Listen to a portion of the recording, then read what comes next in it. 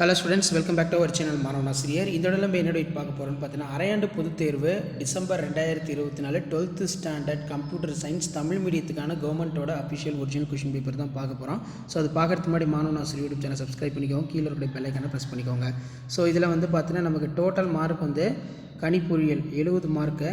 So mark பார்த்தீங்கன்னா mention பண்ணல.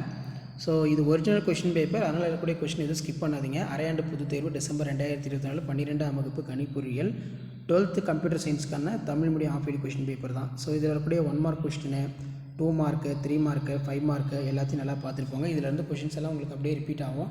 6 × 12 துணை நிரல் என்றால் என்ன, தேடல் என்றால் என்ன, அதன் வகைகளை எழுதுக, வில்லைகள் பற்றி சிறுகுறிப்பு வரைக. நெக்ஸ்ட்டு பார்த்தீங்கன்னா செயற்குறிவின் முக்கிய நன்மைகள் யாவை, அதே மாதிரி பைத்தான் மற்றும் C++ வேறுபடுத்துக, தரவு காட்சிப்படுத்துதல் வரையறுக்கவும், அணுகல் கட்டுப்பாடு எதற்கு தேவைப்படுகிறது, அதே மாதிரி கீழே கட்டுப்பாடு என்றால் என்ன, பிரைமரி கீ கட்டுப்பாடு பற்றி சிறுகுறிப்பு வரைக. இதெல்லாம் முக்கியமான வினா.